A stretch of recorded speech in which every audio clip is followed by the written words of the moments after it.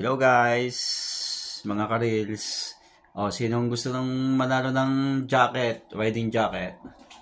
Ito po. Meron na po ito sa Seiko. May tatakip po siya ng Castrol Boost. X-Elite, Passway, and then TRW.